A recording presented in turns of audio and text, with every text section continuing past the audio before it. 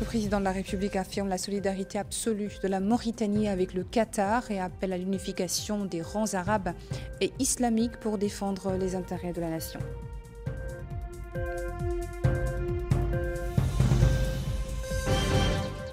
Le Premier ministre reçoit le PDG du Fonds saoudien pour le développement et discute avec lui de la coopération entre notre pays et cette institution financière.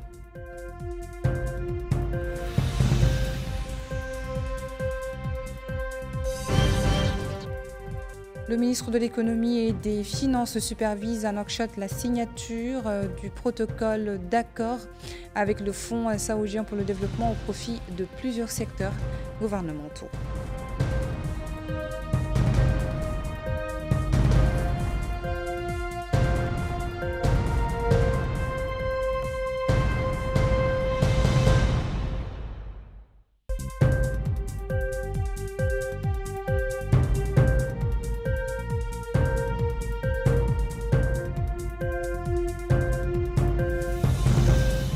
Bonsoir et nous ouvrons cette édition de votre journal par les activités du président de la République. Mohamed Ould-Cheikh Al-Ghazouani a prononcé un discours devant le sommet arabo-islamique d'urgence tenu aujourd'hui, lundi, à Doha, dans lequel il a affirmé la solidarité absolue de la Mauritanie avec l'État du Qatar.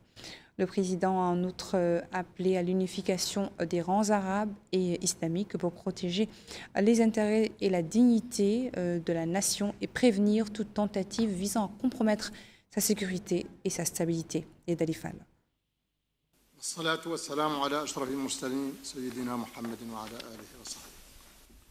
Au nom d'Allah, le tout miséricordieux, le très miséricordieux, que la paix et les bénédictions soient sur le plus noble des messagers, le prophète Mohammed, ainsi que sur sa famille et ses compagnons. Son Altesse Cheikh Tamim Ben Hamad Thani, Vos Majestés, Excellences et Altesses, Son Excellence le Secrétaire général de la Ligue des États arabes, Ses Excellences, Mesdames et Messieurs, que la paix, la miséricorde et la bénédiction d'Allah soient sur vous. Nous nous réunissons aujourd'hui à un tournant de l'histoire de notre Ummah, où les variables affectent la sécurité et la stabilité de nos pays arabes et islamiques se croisent dans un environnement régional et international complexe qui exige une connaissance stratégique et une coordination conjointe de haut niveau pour nous permettre d'élever les défis du présent et d'assurer les équilibres du futur. L'agression israélienne contre la capitale qatari, Doha, n'est ni un incident ni un événement passager. Dans ces circonstances et contextes, il ne s'agit pas d'un événement exceptionnel, il s'agit plutôt d'un nouvel épisode, d'une longue série de politiques agressives constamment menées par l'occupation israélienne, visant à violer la souveraineté des États et à saper tout effort sincère ayant pour objectif d'instaurer le calme et de parvenir à une paix juste. La République islamique de Mauritanie condamne avec la plus grande fermeté cette violation flagrante de la souveraineté de l'État frère du Qatar et affirme sa solidarité absolue avec lui.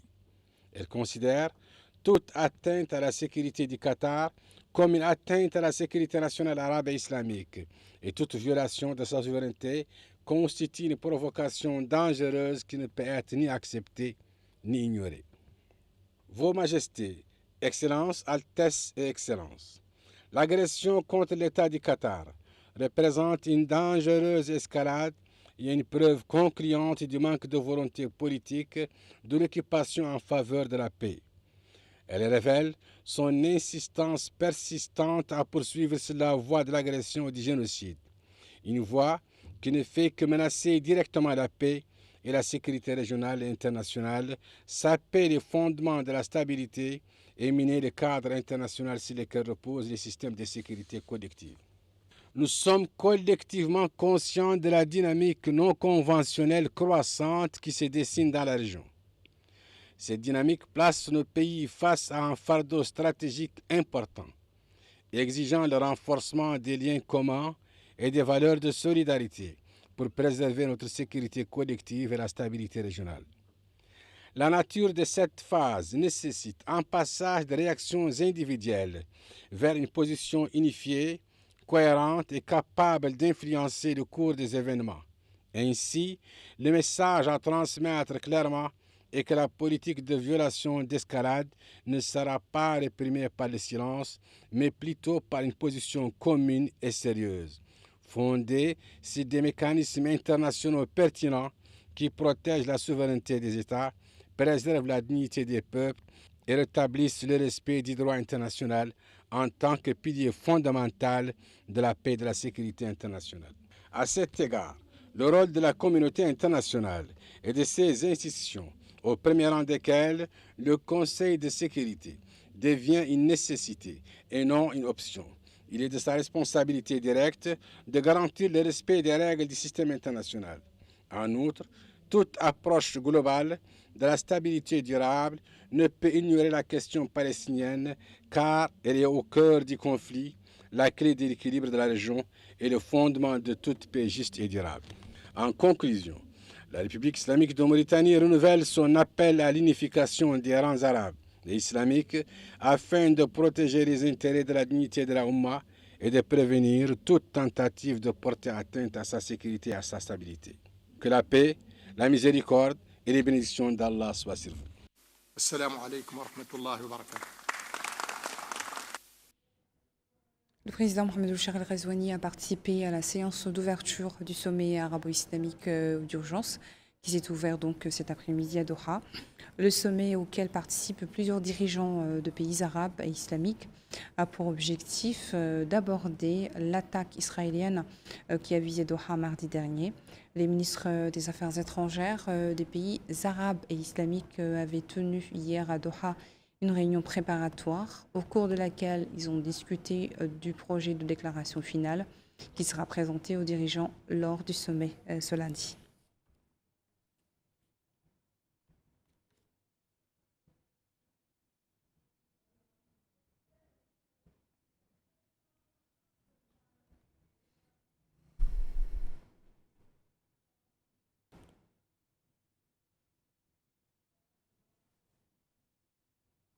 Le président a rencontré hier soir au Qatar les représentants de notre communauté résidant à Doha. Au cours de la rencontre, Mohamed Ould Cheikh Al-Ghazouani a salué le rôle distingué des membres de la communauté à l'étranger, ainsi que leur succès professionnel, leur parcours scientifique et leur expérience internationale, qui ont fait d'eux un modèle honorable pour leur patrie. Le président de la République a présenté un aperçu de la situation que connaît le pays, des réformes et des acquis réalisés dans divers domaines et du renforcement des institutions de l'État, et soulignant en même temps l'ampleur des défis régionaux et internationaux auxquels le pays est confronté. Ces représentants ont également évoqué un ensemble de préoccupations et de propositions concernant la situation de la communauté et son rôle au service du pays. Le président a appelé les membres de la communauté à maintenir leurs liens avec leur patrie et à contribuer par leur expérience et leur investissement au processus de construction nationale, rappelant que le Forum national des communautés qui sera organisé constituera un cadre fondateur pour leur contribution au développement économique, scientifique et culturel.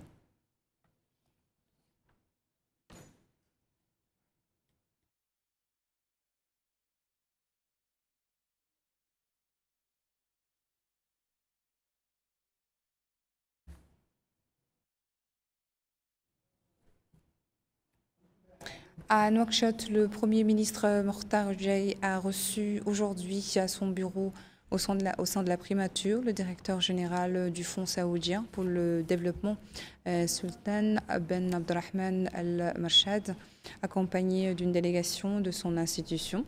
Les discussions ont porté sur les moyens de renforcer et d'approfondir la coopération entre la Mauritanie et cette institution financière. L'entretien donc s'est déroulé en présence du ministre de l'économie et des finances, Sid Ahmed Bou, du directeur du cabinet du Premier ministre, Cher Zidane, et du conseiller du Premier ministre chargé de l'économie et des finances, Mohamed Lemine Hamadi. La conférence ministérielle de coordination régionale pour l'Afrique du Nord s'est ouverte aujourd'hui à Nouakchott sous le thème Artisanat et intégration régionale moteur d'une croissance inclusive et durable. La conférence examinera les moyens de renforcer la coopération entre les États membres dans le domaine de l'artisanat. Bokin Bailaba. Cette conférence vise à promouvoir la pleine participation aux dynamiques de développement national et régional en intégrant les principes de l'économie sociale et solidaire au bénéfice des communautés locales. Elle offre également une plateforme de discussion stimulante sur les défis et les opportunités pour accélérer le rôle de l'ODEPA, Organisation pour le développement et la promotion de l'artisanat africain. Et dans un discours prononcé à cette occasion, le ministre de la formation professionnelle de l'artisanat et des métiers et coordonnateur régional de l'ODEPA, Mohamed Mel'ainoun Eyi, a déclaré que les États membres de l'organisation sont convaincus que le secteur de l'artisanat constitue un levier important de création de richesses, d'opportunités d'emploi et de revenus pour les jeunes et les femmes et contribue à la croissance économique des pays, ce qui en fait un moyen efficace de réduire la pauvreté et améliorer les conditions de vie des populations tant en milieu urbain que rural. Il a souligné la nécessité de développer des programmes ciblés qui abordent les questions clés, permettant à ce secteur de jouer son double rôle de secteur économique promoteur, pouvant servir de base à l'établissement et à la localisation de nombreuses industries et d'incubateurs. Pour l'Organisation pour le développement et la promotion de l'artisanat africain, la tenue de cette conférence à Nouakchott témoigne de l'engagement à faire de l'ODEPA une organisation dynamique qui contribue au développement de l'artisanat. L'artisanat, faut-il le rappeler, est un secteur stratégique pour de nombreux pays africains, car au-delà de la dimension culturelle qu'il véhicule, ce secteur contribue à la construction de leurs économies en termes de création d'emplois et de richesses. Toutefois, malgré ce potentiel, le secteur reste confronté à de nombreuses contraintes liées entre autres aux difficultés d'accès au financement, à la faible productivité des équipements de production, à la prédominance de l'informalisation du secteur, à la non prise en compte suffisante du secteur dans les priorités de développement, surtout quand il s'agit d'allocation de ressources, aux défis liés au renforcement des capacités et aux difficultés d'accès des produits artisanaux aux marchés nationaux et sous-régionaux. C'est du reste ce constat qui a prévalu à la création de l'ODEPA le 29 octobre 1992 sous l'appellation originelle Comité de coordination pour le développement et la promotion de l'artisanat africain, en abrégé CODEPA. Cette organisation interétatique, dont le siège est à Ouagadougou, au Burkina Faso, est devenue, à la faveur de la 11e conférence des ministres tenue le 12 août 2024 à Brazzaville, l'Organisation pour le développement et la promotion de l'artisanat africain, en sigle ODEPA. Autre allocution, c'est celle faite par le maire de la commune de Tafrazdaïna, Taleb Mahjoub, qui a souligné que l'artisanat représente une source importante de création d'emplois et de revenus pour les jeunes et les femmes. A noter que l'ADEPA est une organisation interafricaine regroupant 28 États membres. Son siège est établi à Ouagadougou, au Burkina Faso.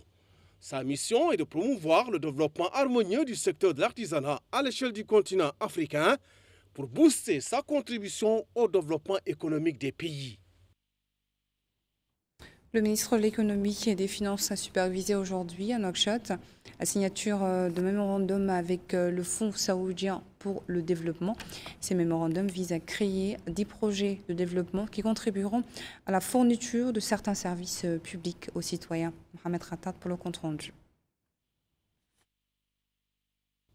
C'est une cérémonie de signature de 3 conventions importantes dans le domaine économique et social entre notre pays et le Fonds saoudien pour le développement, s'inscrivant dans le cadre de la phase 5 du projet du programme saoudien de forage de puits et de développement rural en Afrique. L'occasion pour le ministre de l'économie et des finances, M. Ahmed Oulebou, de souligner que la signature de ces 3 conventions est très importante parce qu'elle participe directement du développement économique et social de notre pays, précisant que le premier protocole est signé entre le ministère de la Santé et le groupe Al-Qasabi pour l'exécution et la construction de l'hôpital universitaire du roi Salman Ben Abdelaziz avec une capacité de 300 lits. Le deuxième protocole d'accord est signé entre le ministère de l'Hydraulique et le groupe Muqawalat pour l'exécution des premiers et deuxièmes tronçons du projet d'approvisionnement en eau potable de la ville de Kifa. Et la troisième convention que nous avons signée, a-t-il dit, concerne l'alimentation des localités et zones rurales en eau potable à travers le forage de puits desservant à l'aide de l'énergie solaire et la construction de réservoirs d'eau et de fontaines. Cela, précise-t-il, implique le forage de 40 puits équipés de systèmes de pompage à l'énergie solaire, de 40 réservoirs d'eau d'une capacité de 20 à 40 mètres cubes, une canalisation de 160 km de réseau de distribution d'eau avec le montage de 40 fontaines publiques et 1200 points d'eau particuliers, en plus de services de conseil relatifs à ce projet. De son côté, le ministre de la Santé, M. Abdoulaye Wadi, s'est déclaré heureux de signer au nom du gouvernement mauritanien avec le groupe Al-Qasabi cette convention de construction de l'hôpital universitaire Roi Salman au cœur de la capitale Nouakchott, qui sera, précise-t-il, un établissement médical pionnier qui renforce le système national de santé avec des services de santé modernes, hôpital dont les travaux seront achevés dans 34 mois.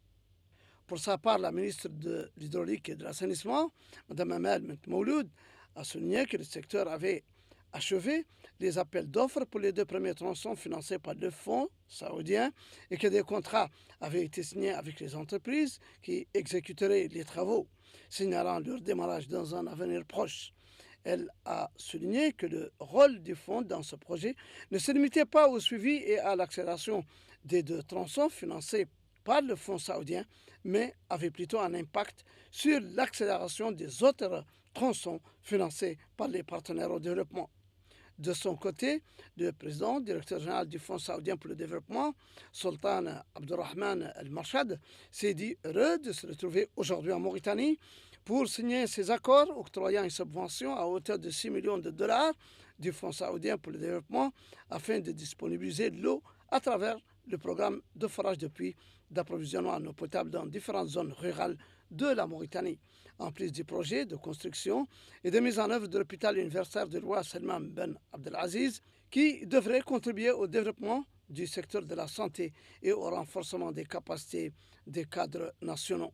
De même, a-t-il dit que la signature d'une convention de financement du projet d'approvisionnement en eau potable de la ville de Kifa à partir du fleuve Sénégal permettra de fournir des services d'eau à plus d'un demi-million de citoyens mauritaniens. C'est dire combien ces efforts communs des 2 pays renforcent la coopération fructueuse dans différents domaines pour accélérer la locomotive du développement.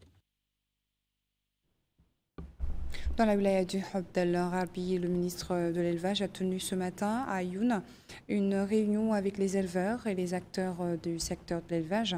Cette réunion vise à aborder avec les acteurs locaux les problèmes liés au secteur de l'élevage dans le but de chercher des solutions idoines. Babakarnam. Les activités de la Journée nationale de l'élevage se poursuivent pour le 2e jour consécutif dans la ville de Néma.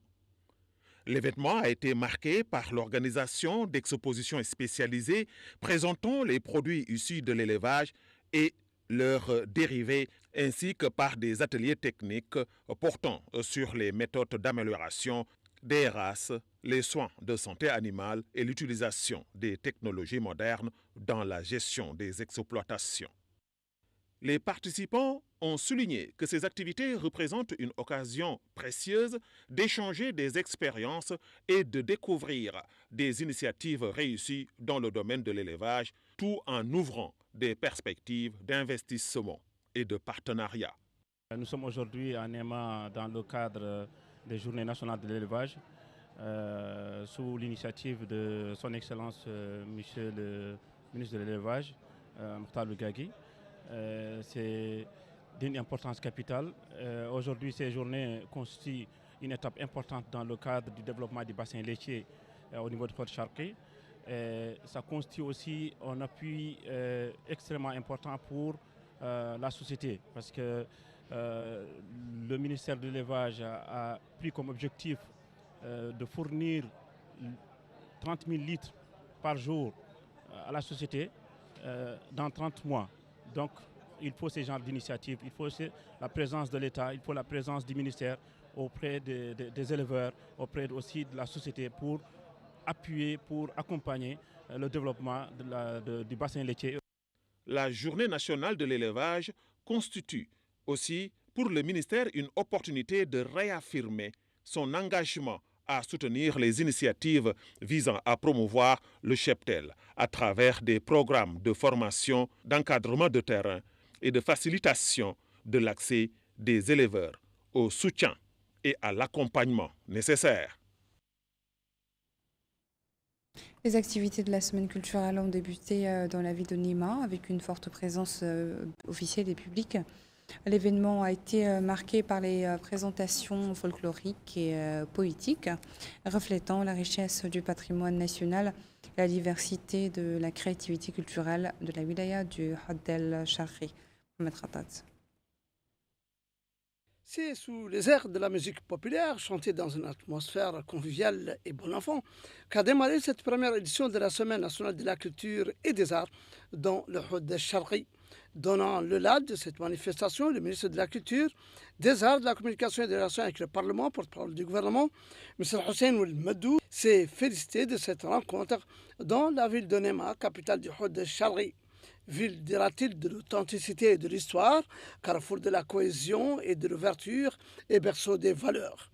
Il a souligné que cette semaine marque un nouveau départ vers l'instauration d'une culture nationale globale qui honore le patrimoine culturel, valorise l'art et la créativité et est une passerelle entre le passé et le présent, tout comme elle est un moyen de raffermir les liens d'attachement à la nation et permet de faire éclater les énergies.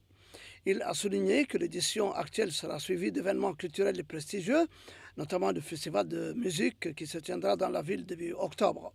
Il a expliqué que cette dynamique culturelle s'étend sur l'ensemble du pays pour 2 mois, traversant toutes les wilayas, et traduit la richesse de notre patrimoine, exposant le paysage culturel national et insistant sur la nécessité de le préserver et de le valoriser.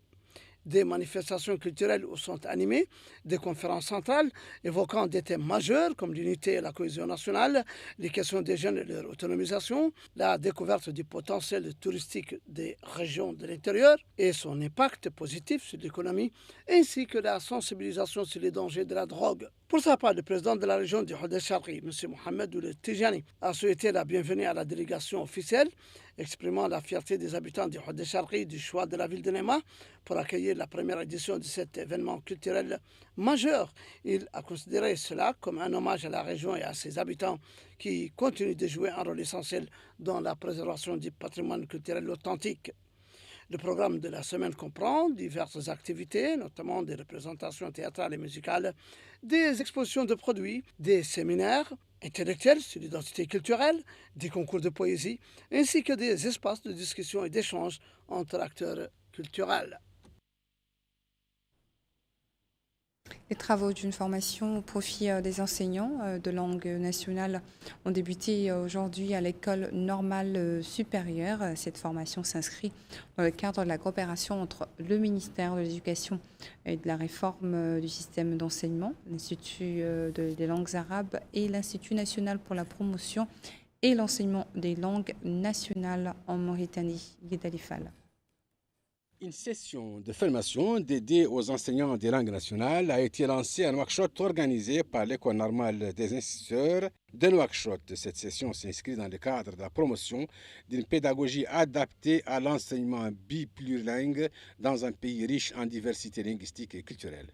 Dans son mot d'ouverture, le secrétaire général du ministère de l'Éducation nationale a souligné l'importance stratégique de cette session, déclarant que l'enseignement des langues nationales ne constitue pas seulement un vecteur d'apprentissage, mais un pilier essentiel de l'unité nationale, de la cohésion sociale et de la valorisation de notre diversité culturelle et linguistique. Il est revenu sur les différents textes mis en vigueur pour l'application de cette politique. De son côté, le directeur général de l'Institut de l'enseignement des langues nationales a insisté sur le rôle fondamental de la formation continue dans l'implémentation efficace de cette approche pédagogique. Cette rencontre est plus qu'une simple formation. Elle marque une étape essentielle dans le processus de transformation de notre système éducatif, en cohérence avec les orientations nationales en matière de promotion et d'enseignement des langues nationales. Permettez-moi de rappeler brièvement ce que recouvre la didactique de l'enseignement biplurilingue. Il s'agit d'un champ pédagogique qui étudie et organise les conditions d'enseignement et d'apprentissage dans des contextes où plusieurs langues coexistent et interagissent. Les participants venus des différentes régions ont salué la tenue de cette session de formation qu'ils considèrent comme une avancée concrète vers une meilleure prise en compte des réalités linguistiques de la Mauritanie dans le système éducatif.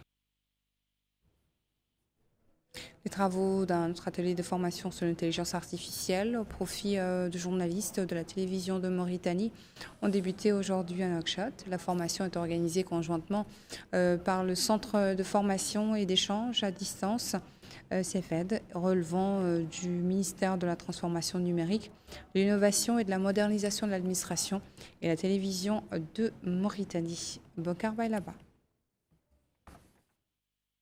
Cet atelier de formation profite à 23 journalistes de la télévision nationale El Mauritania. Organisé en coopération avec le Centre de formation et d'échange à distance, relevant du ministère de la Transformation numérique, de l'innovation et de la modernisation de l'administration, cette formation est axée sur l'intelligence artificielle au service du journalisme et des médias. Objectif, fournir aux participants les outils et les connaissances de base qui leur permettront d'exploiter ces technologies pour améliorer leurs performances professionnelles et créer des contenus médiatiques plus approfondis et attrayants. Dans une allocution prononcée à l'ouverture des travaux, le directeur du Centre de formation et d'échange à distance, Mohamed Suleiman Bilal, a souligné les efforts déployés par l'État pour promouvoir l'usage numérique. Il a indiqué que le centre, en tant qu'institution dédiée au renforcement des capacités par la formation et à l'autonomisation des technologies de l'information et de la communication, a initié la préparation et l'organisation de cet atelier dans le cadre d'une série d'activités visant à accompagner la transformation numérique et renforcer les capacités des personnels. Il a rappelé que l'intelligence artificielle, avec ses outils et ses usages, n'est plus un luxe intellectuel ou technique, mais plutôt une réalité qui s'affirme avec mérite et entraîne des transformations fondamentales dans divers domaines, soulignant que les médias sont au cœur de ces transformations. Autre allocution, c'est celle prononcée par la directrice générale de la télévision nationale El Mauritania, Mme Sinia Mintsidi Haïbe, qui a souligné que la télévision nationale a adopté depuis un certain temps une politique claire de modernisation des différents mécanismes et méthodes de gestion au sein de l'institution, accordant une priorité particulière à la formation et à l'investissement dans les ressources humaines, afin d'optimiser le niveau d'efficacité et de productivité des différents départements et services. Elle a remercié le Centre de formation et d'échange à distance pour l'organisation de cet atelier de formation, soulignant qu'il s'agira d'un bon début pour entrer dans le monde de l'intelligence artificielle et profiter de ses avantages. A noter que cet atelier de formation abordera l'introduction à l'intelligence artificielle dans les médias, ses utilisations dans les médias, les opportunités et les défis qu'elle pose au journalisme et son impact sur les médias. À présent, une brève page météo avant de se quitter. Les services du réseau administratif et de commandement RAC ont enregistré des quantités de pluie suivantes au cours de ces dernières 24 heures dans les différentes localités du pays.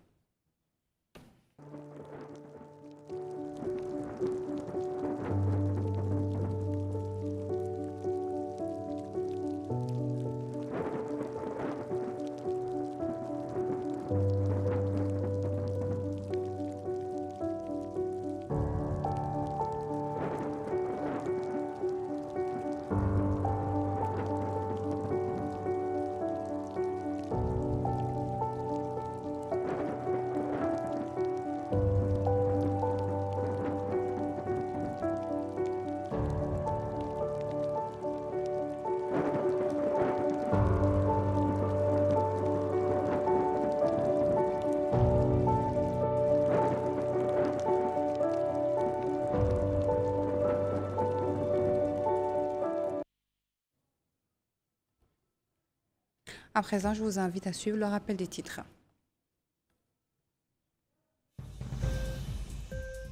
Le président de la République affirme la solidarité absolue de la Mauritanie avec le Qatar et appelle à l'unification des rangs arabes et islamiques pour défendre les intérêts de la nation. Le Premier ministre reçoit le PDG du Fonds saoudien pour le développement et discute avec lui de la coopération entre la Mauritanie et cette institution financière.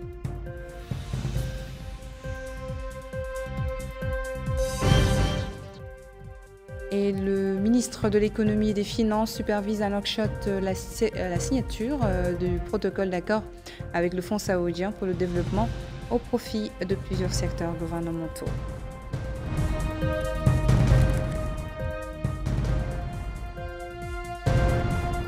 Merci de nous avoir suivis et je vous dis à tout à l'heure dans votre émission Zoom sur. Bonne soirée.